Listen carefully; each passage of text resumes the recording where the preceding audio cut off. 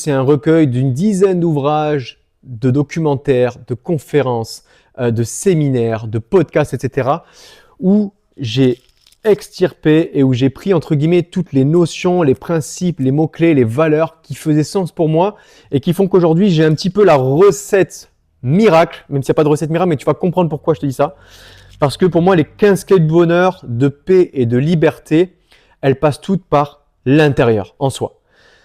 Peut-être que ça va vous paraître un petit peu trop ésotérique, spirituel, perché, mais s'il vous plaît, restez sur cette vidéo-là parce que ça va vous faire sens. J'en suis sûr et certain. Moi, elle m'a énormément aidé. Ça m'a énormément aidé d'écrire ça, de regrouper ça sur une seule feuille. Ces 10 années d'expérience, ces dizaines d'ouvrages, de séminaires, de conférences, de podcasts, de vidéos sur le bonheur, la paix, la liberté, l'introspection, la spiritualité. Et aujourd'hui, je suis heureux, je suis vraiment heureux, reconnaissant de pouvoir vous partager ces secrets, ces recettes. J'aime pas ces termes-là, mais accrochez-vous, asseyez-vous, juste écoutez-moi quelques minutes. Et voilà, j'ai rien inventé, attention, mais le fait de vous le partager, ça fait vraiment sens pour moi, ça me fait plaisir. Je sais que ça va vous aider, ça m'aide moi en tout cas, et ça va aider bon nombre de personnes. Les 15 clés de bonheur, de paix et de liberté, ok. La première, c'est de pouvoir se répéter à soi pour développer son estime, sa confiance. Je m'aime, je m'aime, je m'aime, sans être arrogant, sans être imbu de sa personne, tout ça. Non, non, loin de là. C'est vraiment s'aimer soi-même. Être avec soi et se considérer comme soi-même, comme un allié, non pas comme un ennemi. Okay. Faire preuve de bienveillance, d'humilité, de consilience, d'ambition, de positivisme avec soi. Okay. C'est hyper important de développer, entre guillemets, l'amour de soi, l'amour intime et bienveillant, d'accord, qui va développer votre estime et votre confiance de vous, et votre confiance en vous. En deux, c'est la paix et la sagesse intérieure. Donc comment? Toujours prendre en compte son baromètre interne. Comment est-ce que je me sens à tel moment? Est-ce que ce que je viens de vivre là, je l'ai aimé? Comment est-ce que je vis cette expérience? Comment est-ce que je me sens maintenant? Comment est-ce que j'ai réagi à cette émotion? Quelles sont mes émotions, mon feeling à ce moment-là?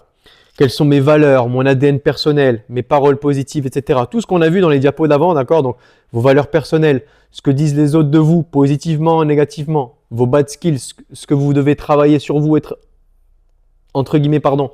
Donc, toute votre sagesse intérieure et votre paix qui vont définir vos valeurs personnelles, votre ADN, vos principes de vie, etc.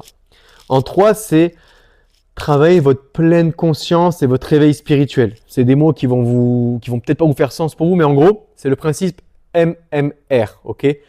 Méditer, marcher et respirer. S'il vous plaît, je vous demande, essayez d'apprendre à méditer, à faire des marches méditatives et à focus sur votre respiration. Ça va guérir plein de choses en vous, votre enfant intérieur, votre colère, vos sentiments, vos émotions de frustration, de rancœur, de colère, de désespoir, etc. Et moi, je pars de loin sur ça, mais ça m'aide au quotidien. C'est comme une sorte de thérapie naturelle. Apprendre à méditer, apprendre à respirer, à être focus sur sa respiration. Quand vous inspirez, quand vous expirez. Il y a plein de techniques après que j'aborderai dans d'autres vidéos et dans la suite du module et des slides.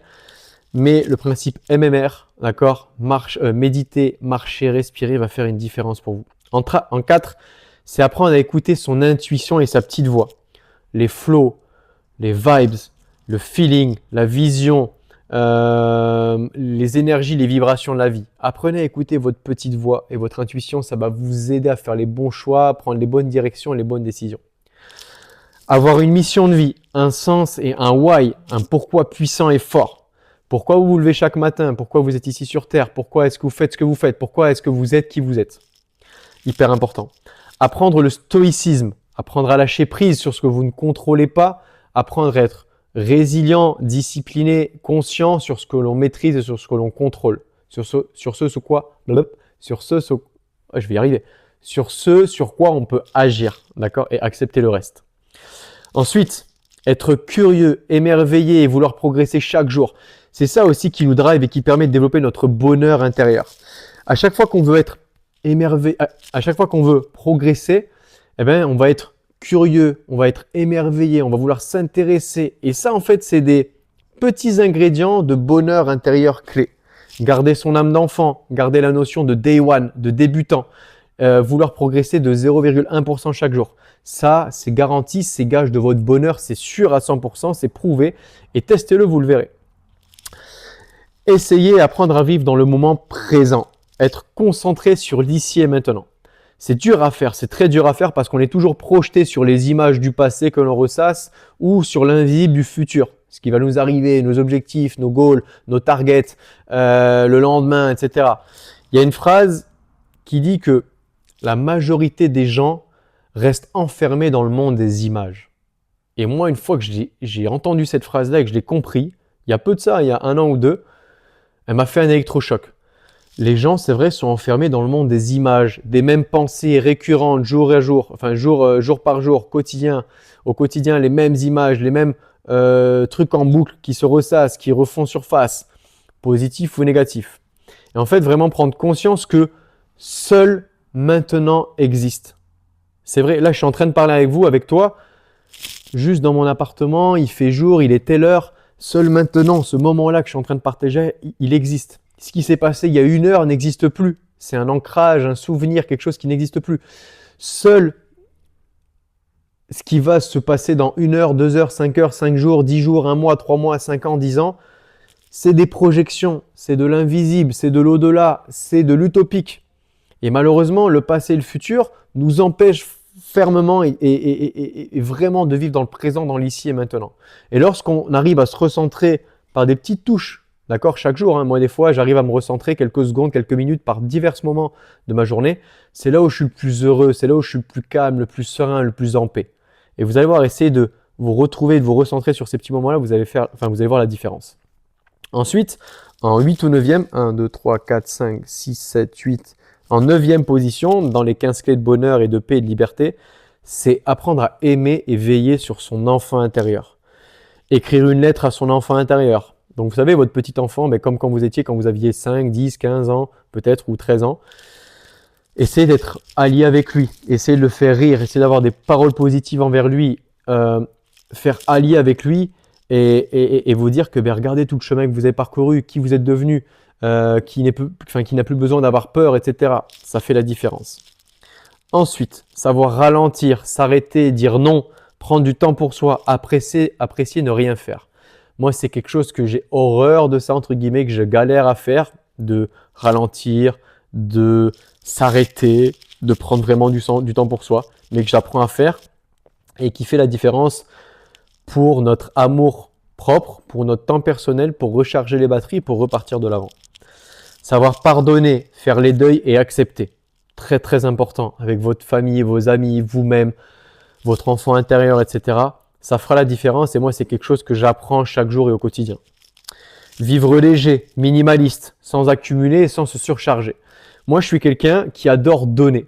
De tous les clubs professionnels par lesquels je suis passé, j'ai donné des posters, des places, des photos, mes vêtements, mes packs, enfin bref, je donne tout à chaque fois, je ne garde quasiment rien alors que j'aurais pu garder de 12-13 ans d'expérience, même 15 ans du fait que j'étais en centre de formation et sport-études.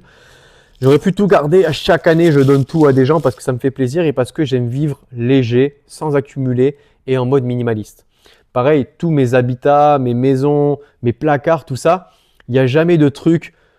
il n'y a jamais trop de décoration, tout est plutôt épuré, minimaliste, avec des choses dont j'ai juste besoin, c'est tout. Et ça, le fait de vivre léger et minimaliste, ça va épurer votre disque dur, votre esprit et ça va optimiser votre clarté d'esprit et votre vision des choses. C'est hyper important. Et donc votre bonheur et votre paix, votre liberté. En 11, trouver son flow, son état de flow, ses ancrages, ses souvenirs, être conscient de notre bonheur interne. En 12, tout part de l'intérieur pour faire briller l'extérieur. Ça, c'est hyper important à le prendre en compte. En 14, comprendre que nous avons de tout en nous. Et quand vous doutez de vous, quand vous doutez de vos qualités, de vos capacités, de vos forces, de vos énergies, dites-vous qu'on est fait de terre, d'eau, de sang, de poussière d'étoiles, de la nature, du soleil, tout ça. Et quand on pense à tout ça, qu'on est juste des grains de sable et des poussières, mais qu'on provient de tout l'univers en fait, ça vous donne de la force. Moi, en tout cas, ça me donne de la force de savoir que je suis semblable à d'autres humains, semblable à des animaux, semblable à la nature, que j'ai de la force en moi de l'océan, de la terre, du soleil, de l'air, de peu importe. Ça fait un peu Pokémon et un peu Yu-Gi-Oh! Ou un peu ésotérique et un peu fou. Mais ça donne de la force de se dire qu'on a en nous, dans notre ADN, un peu de poussière, un peu de sang, un peu d'eau, un peu de terre, un peu de la force de la nature, etc. Eh bien, ça prouve qu'on est vraiment une création de ce monde-là et qu'on fait corps et qu'on fait âme avec tout ce qui nous entoure. Et en bonus, entre guillemets, je dirais essaye de réduire et d'inhiber toutes les émotions négatives de colère, de stress, d'anxiété, de déception, de frustration. Comment? Par des remèdes naturels, et moi ça m'aide chaque jour et je finirai là-dessus. La méditation, la marche, la respiration, le calme, le silence, les moments de joie, de rire et de sourire, les moments positifs, les paroles positives, les affirmations positives, avoir une vision, un why et un pourquoi fort, faire preuve de stoïcisme, de résilience, l'écriture, etc. Toutes ces choses-là, naturelles, gratuites, accessibles, vont permettre de développer votre bonheur intérieur, votre sentiment de paix, de liberté. J'espère que ce n'était pas trop farfelu, ésotérique, mais essayez de mettre un peu tout ça en place et vous verrez une différence dans vos vies.